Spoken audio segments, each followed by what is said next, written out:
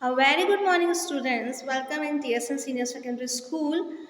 And today we will read the chapter 7. It is your grammar chapter, pronouns. A pronouns is a word which we use in place of a noun in the sentence. It's also known as noun replacing words. Pronoun मतलब हिंदी में हम कहते हैं सर्वनाम। अब सर्वनाम क्या होता है? संज्ञा के शब्दों के स्थान पर जो शब्द यूज में किए जाते हैं उनको हम सर्वनाम कहते हैं। ठीक है, उसे हम संज्ञा का रिप्लेसिंग वर्ड भी कह सकते हैं। Saurabh has not come because Saurabh is ill. Saurabh नहीं आया क्योंकि सौरभ बहुत बीमार था। In this line the repetition of Saurabh makes it's rather awkward. अब ये लाइन हमने पढ़ी कि Saurabh has not come because Saurabh is ill. Saurabh नहीं आया क्योंकि सौरभ बीमार था, तो उसमें सौरभ सौरभ जो वर्ड है उसका रिपीटेशन हुआ है। Look at it revision. Saurabh has not come because he is ill. Saurabh नहीं आया क्योंकि वो बहुत बीमार था। This difference is due to the use of pronouns. तो यहाँ पे इस सेंटेंस में जब हमने ही का यूज़ किया तो उसे हम प्रोनाउंस कहेंगे। ठीक है, प्रोनाउन क्या है? हिंदी में हम उसे सर्वनाम कहते हैं। संज्ञा के स्थान पर जिन शब्दों का यूज़ किया जाता है उसको सर्वनाम कहते हैं। ठीक है, तो नाउन का जो रिप्लेसिंग वर्ड हो गया वो प्रोनाउन हो गया। तो यहाँ पे हमने सौरभ की जगह जब दोबारा यूज़ किया तो सौरभ नहीं बोला, उसकी जगह हमने ही का यूज़ कर दिया कि वह बीमार था। Saurabh is not come because he is ill. Saurabh नहीं आया क्योंकि वह बीमार था। यानी यदि कोई सेंटेंस है उसमें बार बार एक ही लोगों का नाम आ रहा है या एक ही नाम बार बार रिपीट हो रहा है तो उसकी जगह हम प्रोनाउंस यानी कि ही, शी, इट, यू, वी, दे इनका यूज़ कर सकते हैं।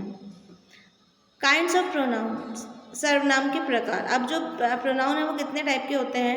Personal pronoun, reflexing pronoun, demonstrative pronoun, interrogative pronoun, possessive pronoun and relative pronoun. अब हम इनके बारे में अच्छे से जानकारी लेंगे कि पर्सनल प्रोनाउन क्या है। Okay, personal pronoun which is use for person, animal और thing. Bird is called a personal pronoun.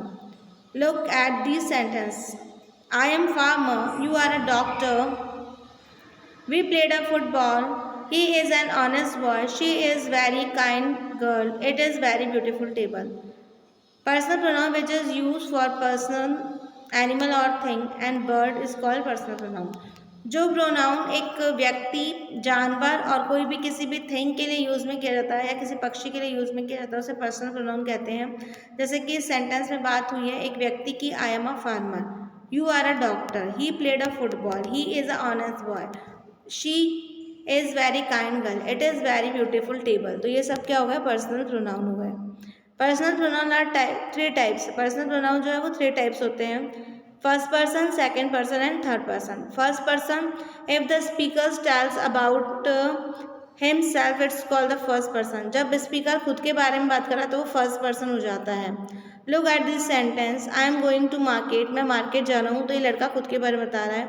We are students, हम स्टूडेंट्स हैं, तो विद्यार्थी खुद के बारे में बता रहे हैं। यानी कि जब हम खुद के बारे में बात कर रहे हैं तो फर्स्ट पर्सन हो गए। Second person, when a speaker speak to a person in front of him then it's called second person. जब हम किसी दूसरे के बारे में बात कर रहे हैं जो कि हमारे सामने हैं तो वो सेकंड पर्सन हो गया। यू आर ऑलवेज लेट, तुम हमेशा लेट आती हो। दीज आर योर बुक्स, क्या ये तुम्हारी किताबें हैं। तो हमने दूसरे के बारे में बात की तो वो second person. Third person, if speaker tells about a person standing beside him or her, third person, it's called third person. जब हम किसी ऐसे व्यक्ति की बात कर रहे हैं जो उपस्थित नहीं है तो वो थर्ड पर्सन हो गया। ही is an honest,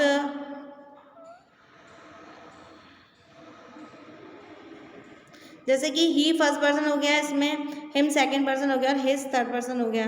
she, her, hers, it, its, they, them, दर्स।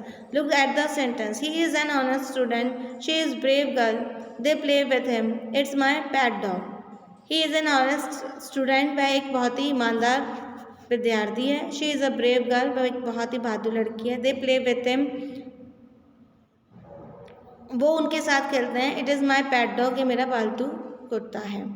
रिफ्लेक्सिंग pronouns. अब रिफ्लेक्सिंग प्रोनाउंस कौन से होते हैं? The pronouns which refers to subject of the sentence, for example himself, myself, yourself, herself, themself, it's called reflexing pronounce.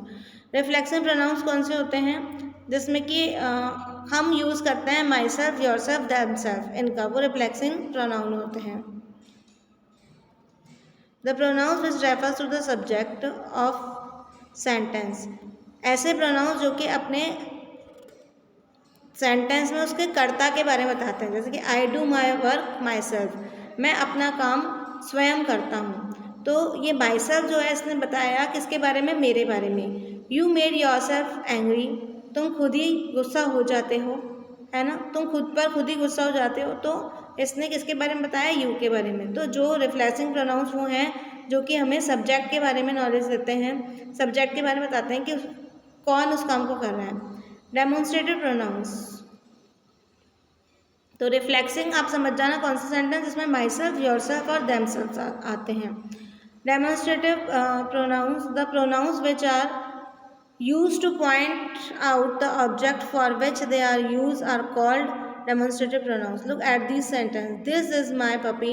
These are their horse. That is your class. ऐसे pronouns जो कि उस object की तरफ पॉइंट कर रहे हैं जिसकी संबंध में बात हो रही है।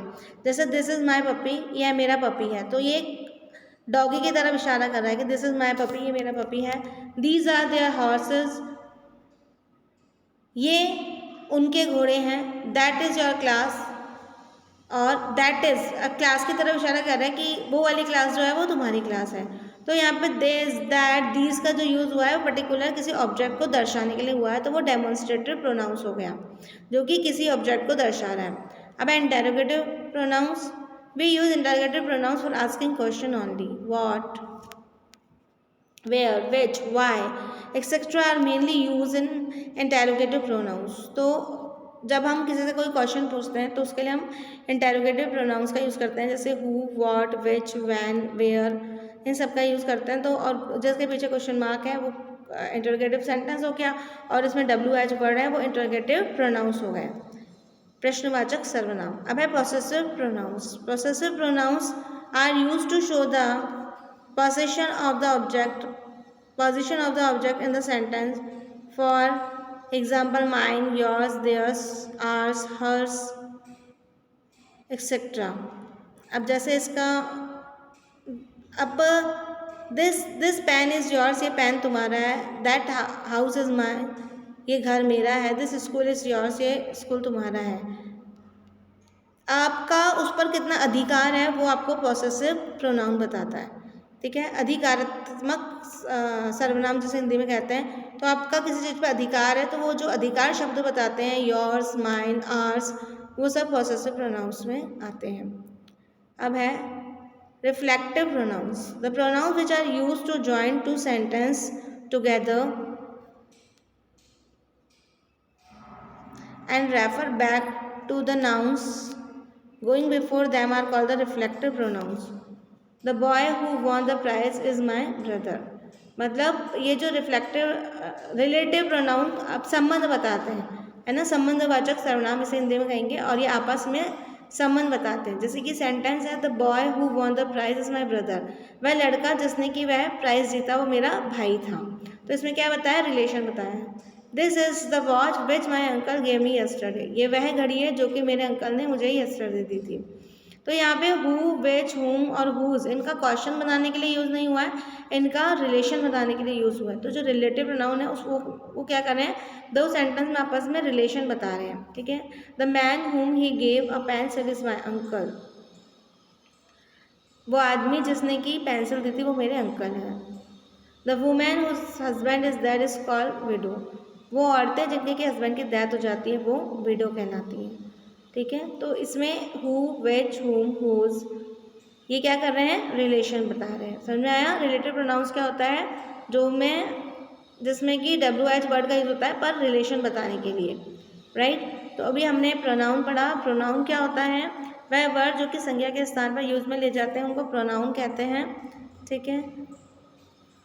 जैसे कि वो वर्ड कौन कौन से हुए, जैसे कि राम स्कूल जाता है, राम बाजार जाता है, राम को ये खाना पसंद है। तो हम बार बार राम का यूज़ ना करके ही का यूज़ कर सकते हैं। तो जो ही हुआ वो प्रोनाउन हुआ। ही, शे, इट, दीज, दैट, दोज, ये सब क्या हो गए, प्रोनाउन हो गए जो कि नाउन की जगह पर रिप्लेस हुए हैं।